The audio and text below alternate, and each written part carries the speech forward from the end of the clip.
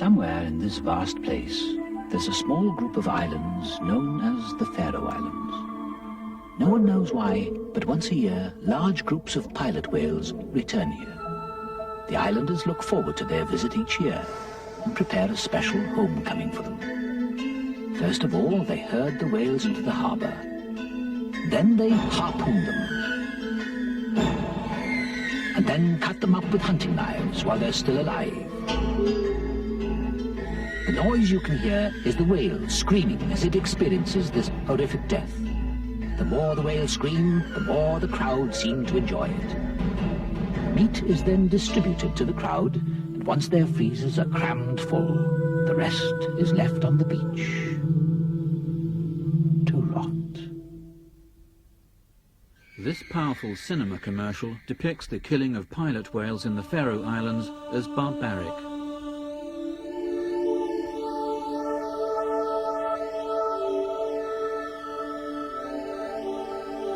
The people of these islands in the North Atlantic do kill whales, but for them it's part of a way of life. We are used to this, and we have seen it a lot of times. We are more close to nature than the people in, for instance, England and Germany.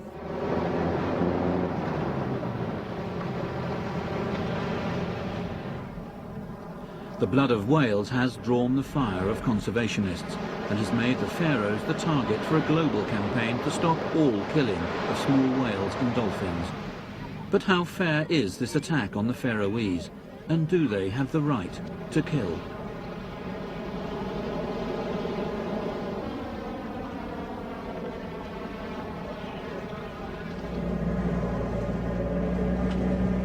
Far from those bloodied waters, two seasoned Green campaigners, Alan Thornton and Dave Curry from the Environmental Investigation Agency, take up the struggle for the survival of small whales. They're heading for a phone-in programme on the BBC. BBC Radio Norfolk. We're going on to a story now that has so much suspense and danger and international intrigue that it could easily have been written by John le Carré or Freddie Forsyth. But their most dramatic and recent success was to document the illegal trade in ivory and the horrific slaughter of elephants. The evidence they obtained on film made a major impact. Forced the world's environmentalists to confront the scale of the ivory smuggling trade and impose a ban on ivory trading. On one of the visits, we were there with ITN reporter Desmond Hamill, and we went to film George Poon, this man who was head of one of the ivory empires based in Hong Kong and Paris. And once he realized he'd been filmed, and this is the whole point of what we were doing during our investigations, was exposing people and exposing the industry for what it really was. Once he realized that, he saw the dangers of that, and so he tried to get the camera off us, and that involved us speeding down the road with George Poon attached to the car. He was hanging on to the open door, trying to get to the camera. And we realized we were in considerable danger because we were on his territory. All his carvers were out on the street. We realized that he probably had quite a lot of sway with the local police. And the road was running out in front of us, and fortunately he fell off before we had to slow down. Back at base in Islington, the EIA are fine-tuning these techniques for their next campaign to stop the killing of small whales and dolphins. It's the Environmental Investigation Agency. We're basically the ecological detectives. We go in and we find out the information on what's happening to the animals, and then we go and follow that through and get the laws that are needed to protect the animals. At present, there is no legislation to protect small whales, and the EIA believes that many species are threatened with extinction. We are achieving some level of conservation and humane standards for the bigger species of whales, but for the 65 species of smaller whales, porpoises and dolphins, we're certainly not winning, we're losing. There are hundreds of thousands of these animals being killed every year. There's still no regulations to govern the control or regulation of these killings, and in fact the information is so sparse that we just have to realize that dozens of these species are likely to go extinct or become severely depleted and become very rare indeed within our lifetime.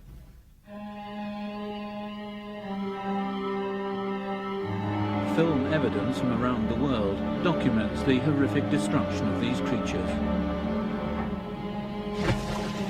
The greatest threat comes from the commercial tuna fisheries of the Pacific.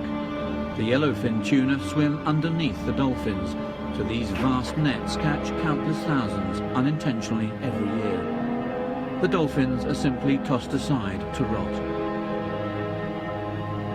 Pollution kills many, many more. In parts of the world like Thailand, Sri Lanka, Mexico, and here in Peru, poor peasants catch dolphins for food because there's simply not enough fish left in the sea to go round.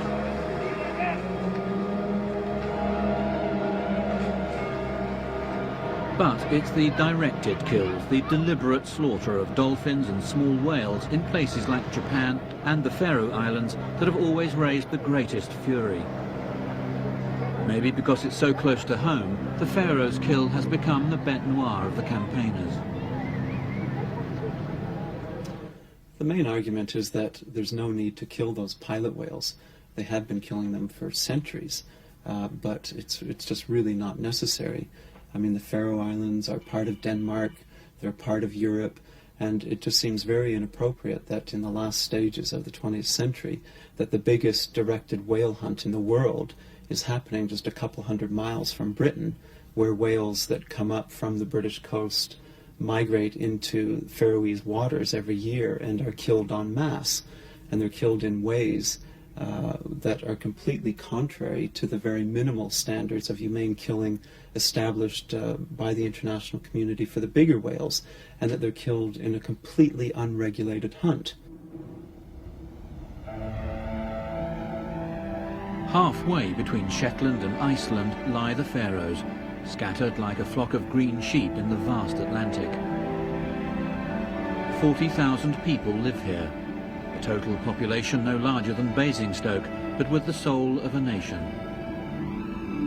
Pilot whales swim throughout these cold northern waters, and it's the Faroese tradition of killing and eating them that outsiders want to stop. In 1984, a fearless American campaigner called Paul Watson first challenged the Faroese. Hearing of the pilot whale kill, he took direct action to stop it.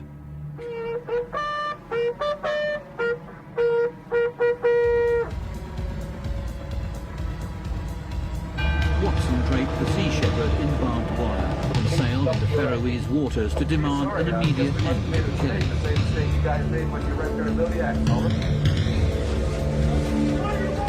The Faroese Coast Guard confronted the intruders and tried to expel them. It all ended in tear gas.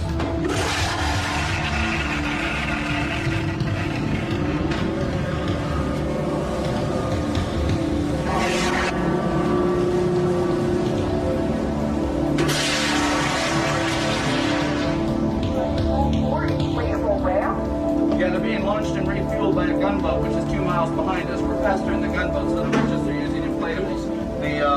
Each inflatable carries 4 police officers armed with machine guns, tear gas bombs. Over.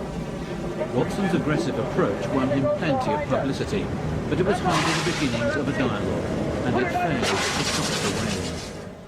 The following year, Alan Thornton and Dave Curry from the EIA tried a more subtle tack. They infiltrated the Faroese community and made a startling film about the kill.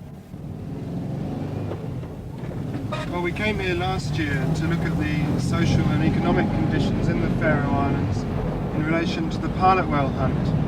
And we found that, without any doubt at all, the Faroese people now enjoy a standard of living that is at least as high as the rest of Scandinavia. Well, the Faroese already have their whale regulations. They've had them for hundreds of years. What we say now is that they don't need the whale meat and the controls have broken down. The EIA film makes harrowing viewing.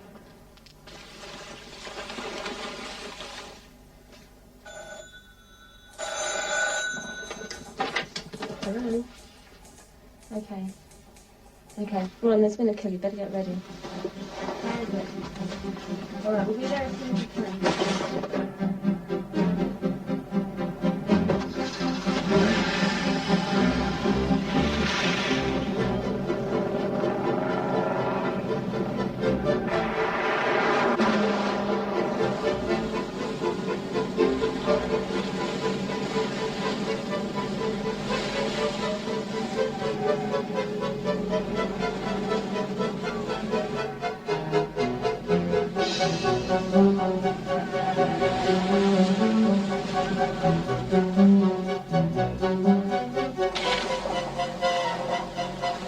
This is probably one of the cruelest hunts that there are. What they do is they take a big metal gaff and then drive it into the whale.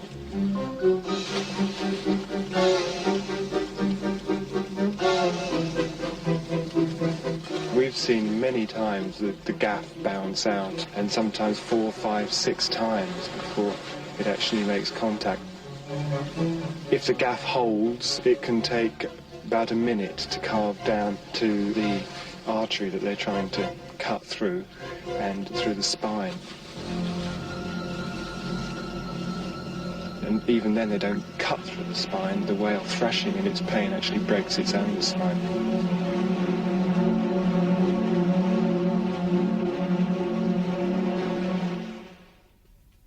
First of all, we got Mr. Watson, who more was to be considered as a crazy. But after him came the EIA and other people. And they approached us in an unfair way. They came as friends, got into our houses, got informations, everything. We told them everything. We thought they were serious. And they went back to Europe and made films and interviews and so on. But they didn't tell the truth. They only told a part of the truth, and they colored the whole thing in blood. Torstein Holm, like all Faroese people, shirks the label killer. For him, the hunt is simply an aspect of dependence upon what sea and land can provide.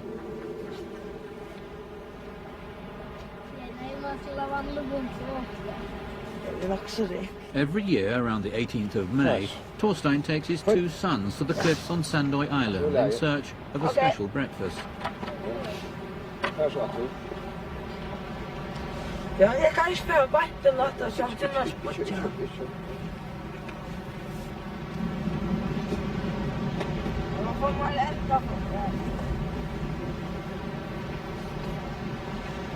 Fulmar eggs are favoured food, much tastier than hen's eggs. And Torstein knows that if he takes the first egg the bird lays soon enough, the Fulmar will lay another. It's a sustainable catch.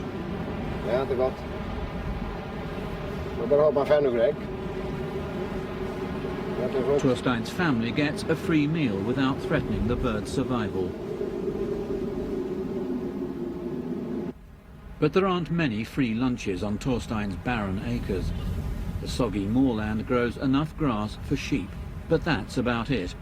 The only vegetable that can hack it is the ubiquitous potato, and only then when it's planted on the very best land, in traditional Faroese style. Torstein turns the sods over to cover each individual potato in a protective cocoon. This land has to be coaxed into providing a living, and if you take only what you need, nature will provide again. For Torstein, the pilot whale hunt is just another example of life close to nature. Yes, it's natural because you actually do it yourself, and it's no commercial. You take exactly what you are after. It's like if you are a shepherd, you have so many sheep in the hill, as we have here.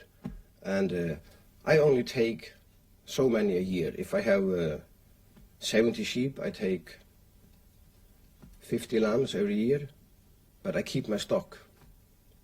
We are protecting the birds. We have stopped all killing guillemots and collecting their eggs in the cliffs. It's not because we don't need the food and we don't like it. It's just because there is no food for the guillemot in the sea. So there is not enough guillemots at the moment. But that's industrial fishing and pollution. Again, we're back to commercial greed. The Faroese argued that the pilot whale hunt has always been non-commercial, that it's an integral part of their culture.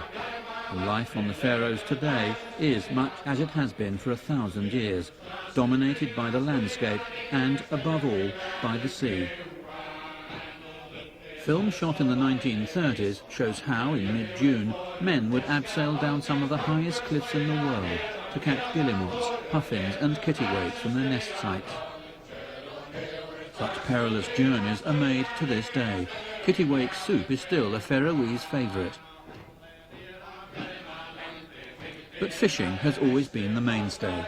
Then, as now, over 90% of all Faroese foreign trade has come from selling fish. It was Faroese fish shipped through the U-boat-infested waters of the North Atlantic that fed a hungry Britain during the Second World War.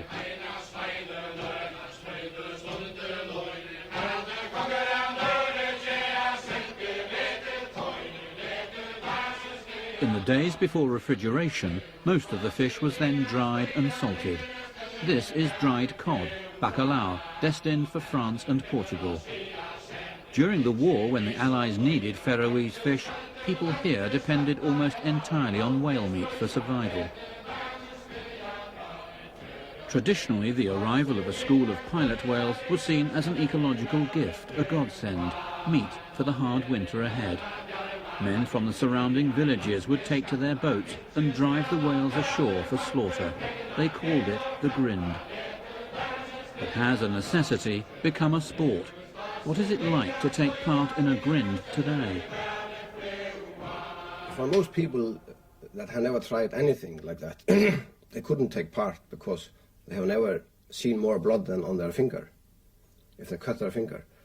But it is like any other job, but you get a little excited. I mean, nobody can tell that you're not a little excited. Of course you are, because you want this done quickly and you want it done in as a sober way as possible. And it is catch.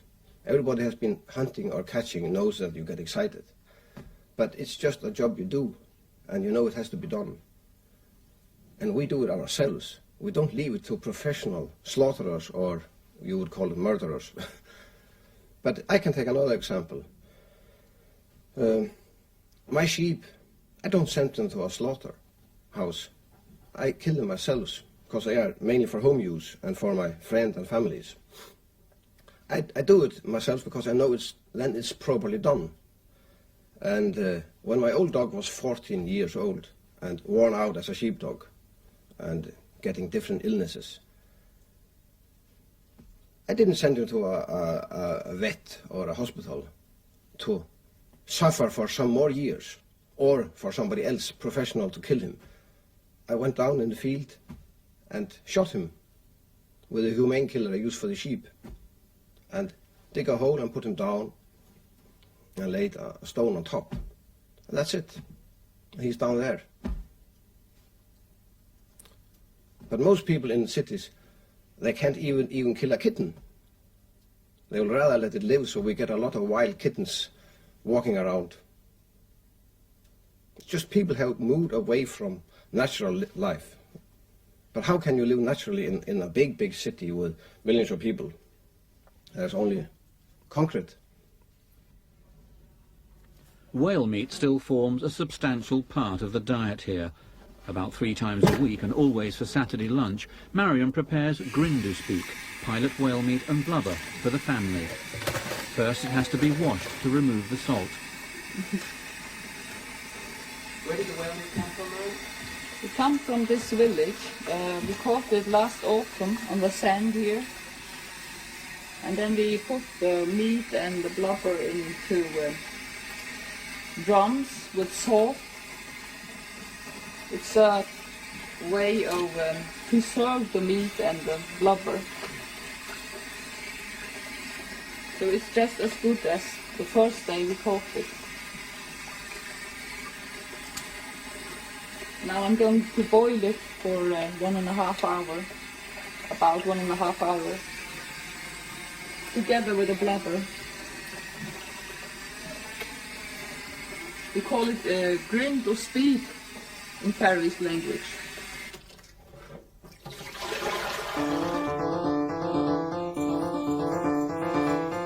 Memories for sure. Once upon a time, we were whalers too. Less than 100 years ago, Britain and the United States had 2 of the world's largest whaling fleets. In the famous Nantucket sleigh ride, a harpooned whale could drag whalers for hours before it finally tired. But it was worth it. Just one whale could finance the entire journey. But it all got badly out of hand. The big whales were hunted to the point of extinction, mercilessly overfished. In 1946, the whaling nations banded together to agree whaling quotas, and the International Whaling Commission was set up. Thanks to the IWC, the big whales have been saved. Today, nobody can kill a blue, or a southern right, or a humpback. Some species are thriving again.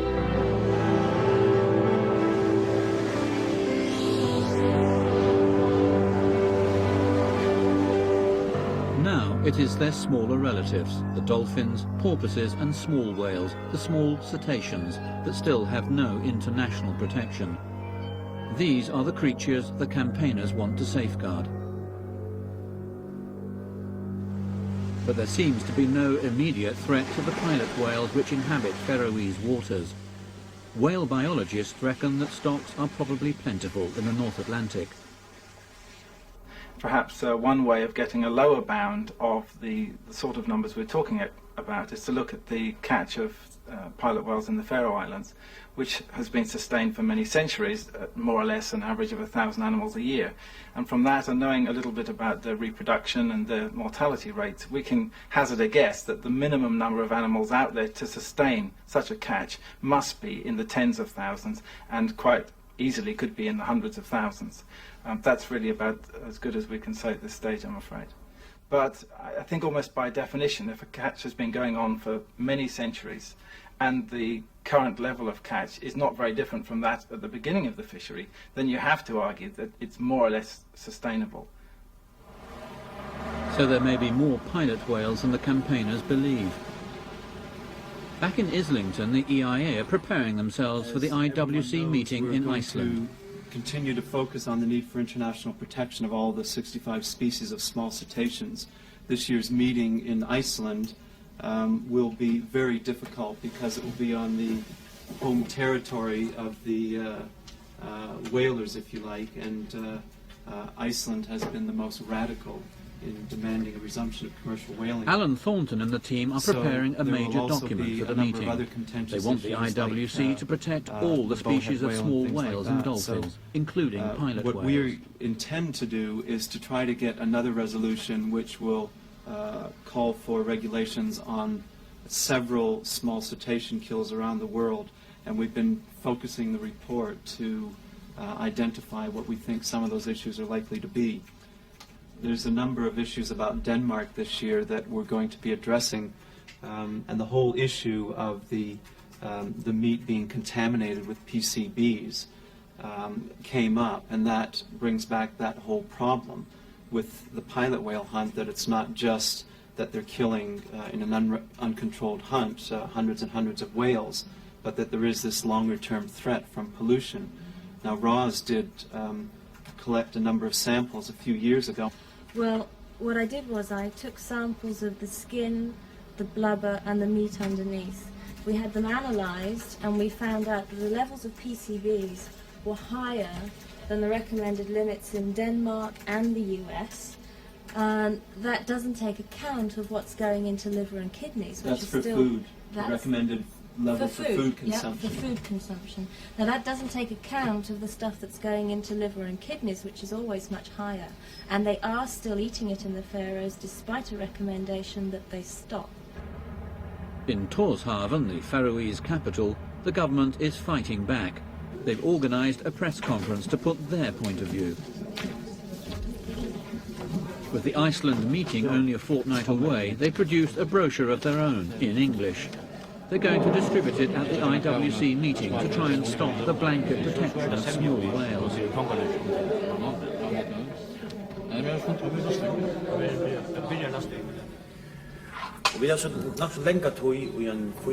hope is that if outsiders understand more about Faroese culture and tradition, they'll see the grin, the whale kill, through different eyes.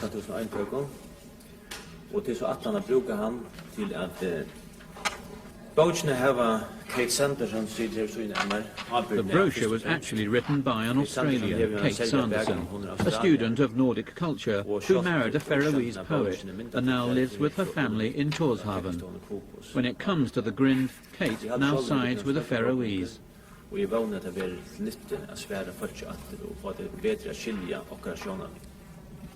From my very first contacts with the issue, I've I've seen the way a lot of people think, the way they impose their beliefs, and the way they expect, as though it was some kind of natural evolution, these small places to eventually grow up and become civilized like the rest of us. Meanwhile, in Bath, England, another campaigning organisation has put the Faroes at the very top of its hit list. The final scenario is to boycott all Faroese fish, but that will be the last resort. Let's all put 100% in to trying to affect change with the Faroese people.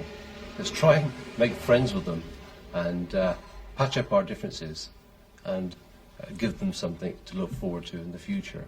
I'm going to have to spend quite a few weeks, I think, actually getting over the barriers that have been set up, saying, look, not everybody's out to be confrontational. You know, there are, we are interested in a dialogue, and I think that should be built into our short-term plans, and we should actually consider, okay, what can we do initially to show them what the Whale and Dolphin Conservation Society are actually all about. Somehow we have to find a way of diffusing the situation a little bit in the short term, and I think we all virtually have to be kind to them.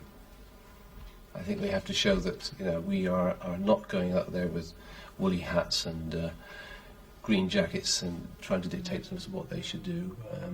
I think we've got to convince them of our sincerity.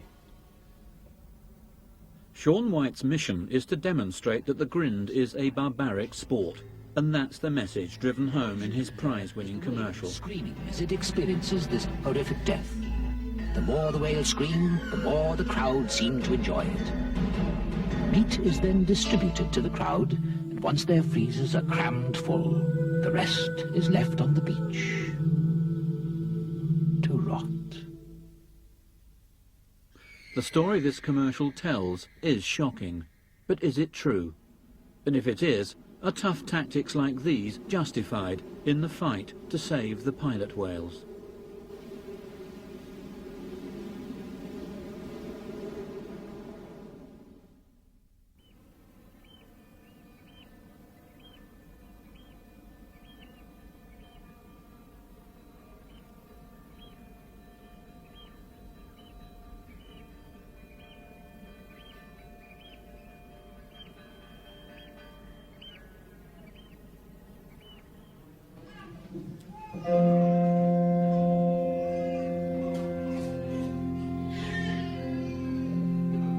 In the village of Sandor, trawler skipper Julian Nolsoy marries his girlfriend Juliana. It's the same ceremony and the same church in which his father married his mother 34 years ago. On the Faroe Islands, everyone has a shotgun wedding. And just about everyone else is invited. Most people here are related by blood or marriage.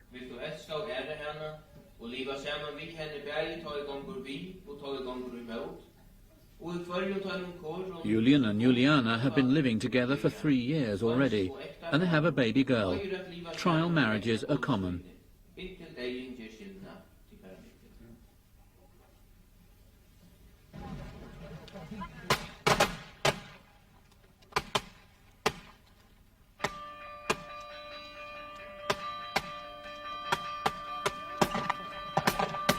Julian's father and his 3 brothers are fishermen. Between them they run the family business, skippering a pair of high-tech trawlers in what are said to be the best fishing grounds in the Atlantic. Fishing has made the Nolsoy brothers and the Faroese wealthy. The standard of living here is higher than in the UK. Yet that affluence does not seem to have eroded an overpowering sense of family and of community. In the traditional ring dance, every person in the village will come into contact with every other person as the circle turns.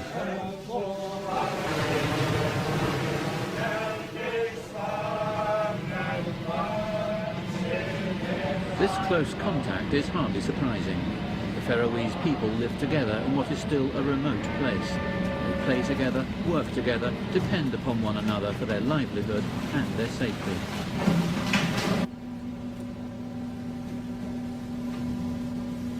These are the men who take our fish out of the sea.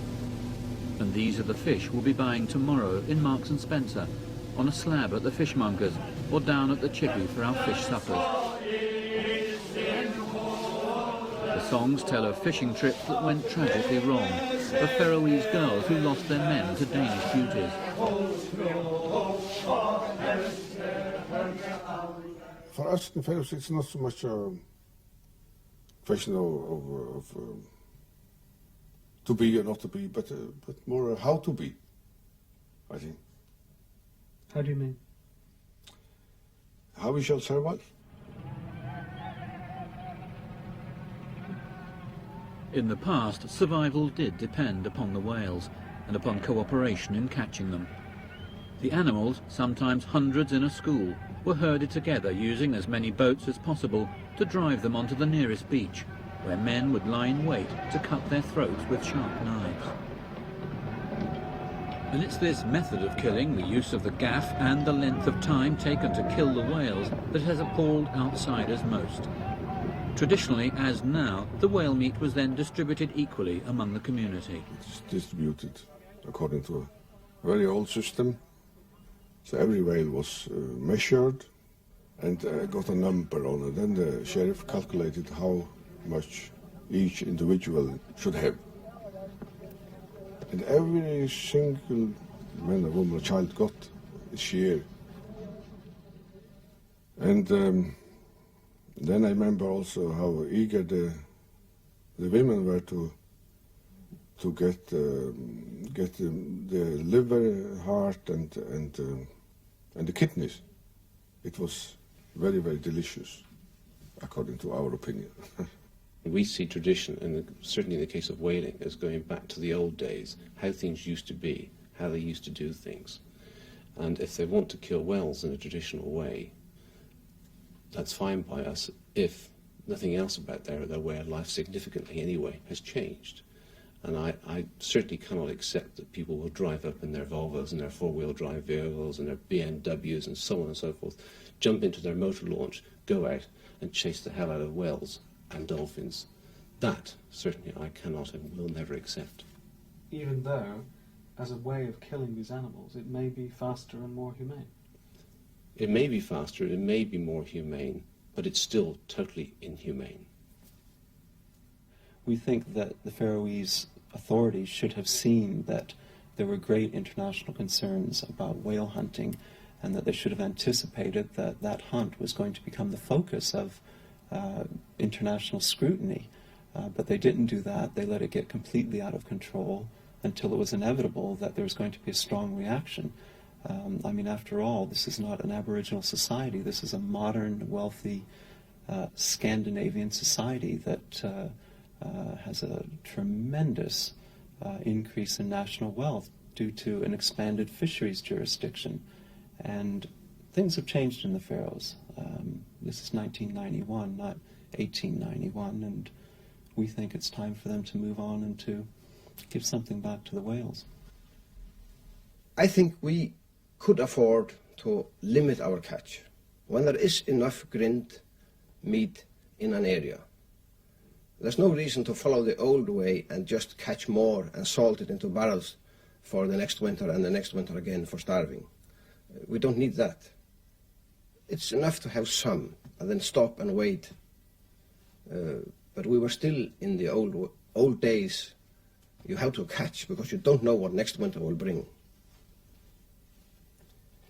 And also, it changed the methods of killing. Because we were in the old days using spear from boat and the knife on the beach. And we completely stopped this using the spear because it's no reason for it. Because if they don't beach themselves, we just let them go, the whales. We take those that actually are beached and we only take them on the beach. And I find it very difficult from the standpoint of someone who likes to eat meat, who likes a joint of beef on a Sunday afternoon and is used to buying it in a clinical supermarket and therefore implicitly paying someone else to go out and do the rearing and the butchering for me. I find it very difficult to say to, for example, the Faroese, you must not take your meat in this particular way. The animals that they're killing, albeit inhumanely, have at least lived in the wild. And arguably the few minutes or perhaps an hour or so of trauma at the very end of their life is no worse than the sort of life that a battery chicken or an intensively reared pig would have in the UK. And it comes back to a kind of religion. These people and many more, which are not grown up in these northern waters, they believe that a warm-blooded mammal in the sea is sacred, but if it was on land, it's free to kill and eat. But if it's in the sea, it's sacred. You're not, and it's so intelligent, much more than human beings, like the sacred cow in India. When dolphins speak, they use only vowels and just faint hints of consonants, but recognizable. Hello. How are you? 1, 2, 3, 4, 5, 6, 7. Yes. No. A, E, I, O, U.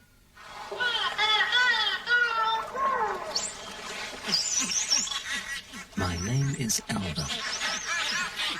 My name is Peter.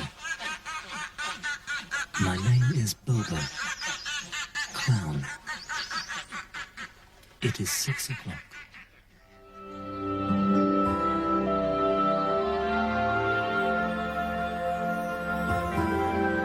Even if they're not quite as intelligent as some would have us believe, dolphins and small whales are still magnificent creatures and should be saved from mindless destruction. But is our romantic image of these animals blinding us to a much greater destruction?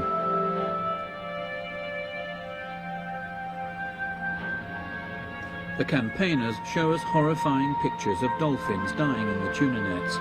Harrowing images, to be sure. But what about the humble tuna? Who will save it from extinction? And all the other fish we're vacuuming out of our oceans. We're strip mining the seas with no thought of tomorrow, as though this resource were endless.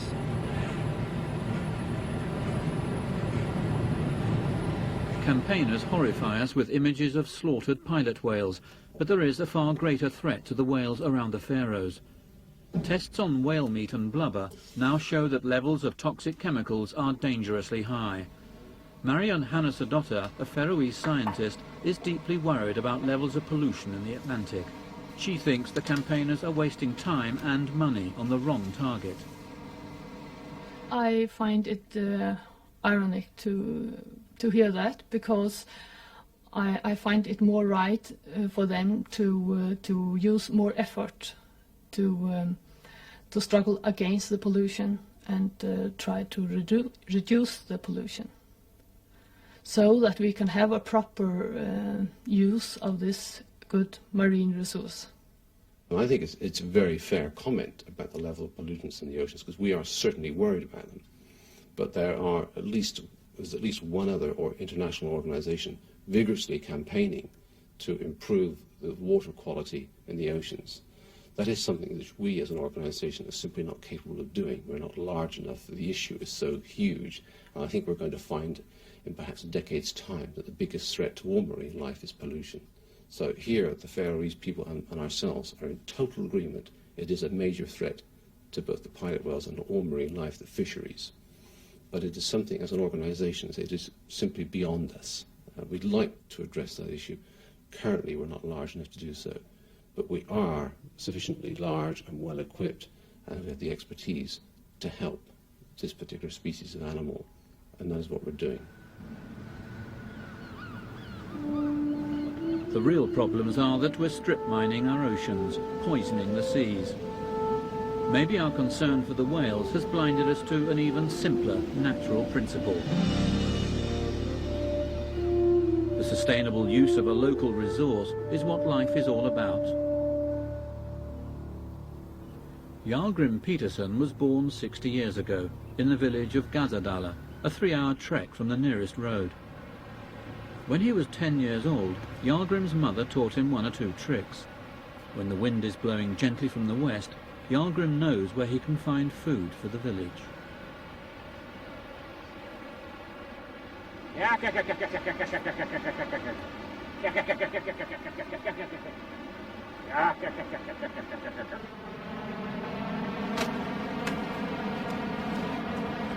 For 50 years, Jarlgrim has sat in this nook, on this cliff, and caught fulmars for the village of Gazadal.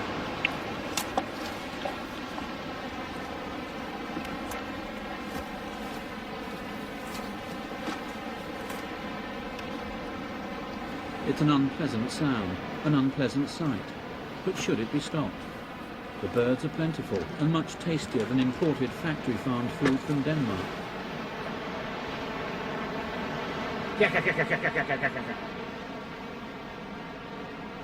Is this not a natural thing to do if you live on a remote cliff on the edge of the Atlantic?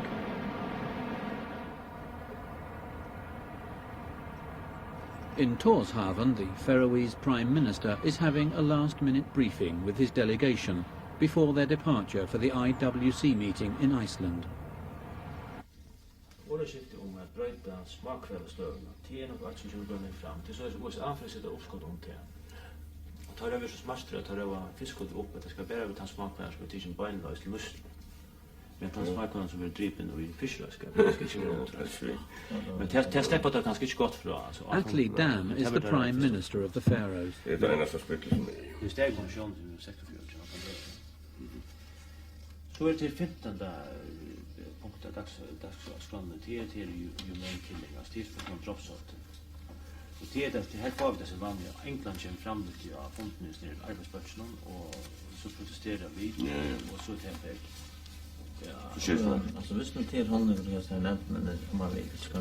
It's not only the Americans who are out to change things. Even the Danish government itself now sees pilot whaling as an international embarrassment. Alltså det är ju standard så det helst någon som officiellt. Så när jag hålls till det så är det radio alltså man kan inte färra upp och nästa filter det. Och finns det någon mer? Alltså det kan hända till att antingen det här med etro eller östen så vill det inte instruktioner. Så ska delegationen syna med den förhandla som The Faroe Islanders want to deal with the international community. We have every right to explain to the international community that, fine, by all means, buy your products in the Faroe Islands, but we feel you probably should know that on those islands, they do, as a matter of course, kill over 1,000 whales and sometimes dolphins every year. Now you, the member of the public, are you really comfortable in accepting that whales and dolphins are being killed or being slaughtered in those islands? We have every right to give the public the facts and the information. It must be factual evidence. And we really then allow the public to make up their minds whether or not they find it acceptable. And of course, they don't. We don't think you can have one rule for the whole world and another rule for the Faroe Islands. The Faroe Islands are part of the international community. They are involved in international trade. They sell us their fish. They have signed into an international process of which we're all part. The International Whaling Commission has changed a bit in 45 years. He's so happy. He's lost his book. It's got the little annotation. Today, the Old Whalers Club has become a conservationist club too. Delegates gather from around the world. Pro and anti-whalers rub shoulders. This is where the fate of the small whales and dolphins may be determined, through hard bargaining among the various member nations. I declare the 43rd annual meeting of the International Whaling Commission open. The Green campaigners are here to lobby for full protection to be given to small whales and dolphins. Sean White, Dave Curry, Alan Thornton. Kate and the Faroese delegation are here to resist such a move, along with some strange bedfellows, the Japanese, Koreans and Norwegians. If the IWC votes to protect small cetaceans, it will almost certainly mean the end of pilot whaling. Like any such gathering, it's in the corridors and lobbies, in the tea breaks and lunches that opinions will be changed, allies won. The EIA's new brochure is glossy and impressive. To lobby well, you must choose your targets. Be careful who's listening. Sorry to have taken this I love that. It's always live in Mexico. I always have a good time. No, it's not a... But I love the... Alan chats up the head of the Norwegian delegation.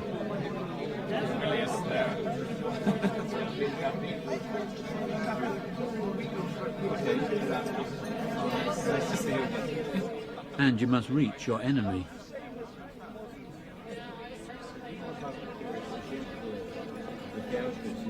The Faroese seem outmanoeuvred. The conservationists win a minor but important victory. First, tentative steps are agreed towards IWC protection for all small cetaceans. Certainly there are many governments who recognise that small cetaceans are being threatened by a variety of direct and indirect catch problems, by pollution problems, by general environmental degradation and so on, that in that situation there needs, or there ought to be, some kind of supranational controlling body. Round one to the protectors. The exploiters are in retreat. Perhaps even as recent as a year ago, we wouldn't have expected the IWC to even be thinking about accepting responsibility. Now they are, so who knows what future years may bring, but things are looking better for small cetaceans.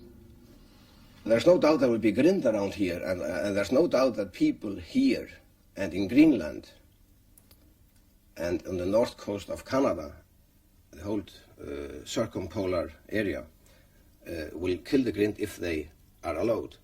But the modern world can stop us just by embargo, by stopping our fish export, for example. That's a very good weapon. So I'm pretty sure there will be, because there is a growing understanding of the natural way of living. People are fed up with this unnatural way of living, and the global problems are pressing from everywhere. Pollution, rainforest cutting down, so on, so on, so on.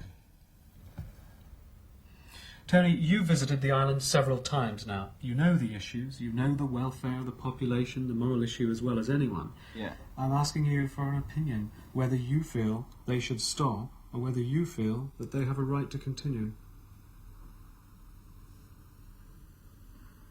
Okay, right to continue is fair enough, yeah. Okay. What do you think?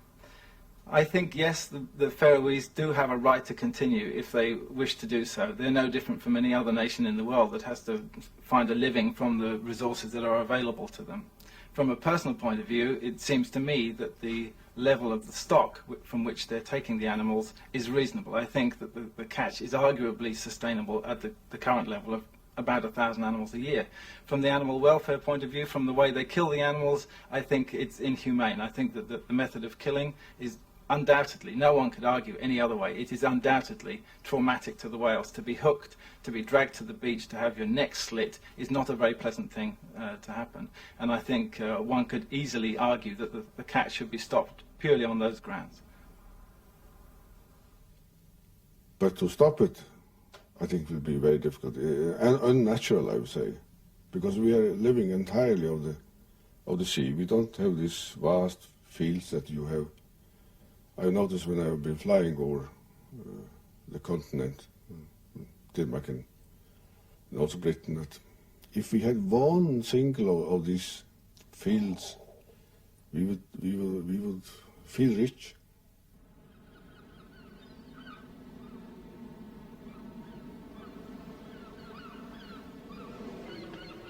In the last few years, the green movement has suddenly become powerful. This is a good thing. But with power comes responsibility. We must choose the right targets, not just the easy ones. And we must learn from others. In many ways, the Faroese are a lot closer to nature than we are.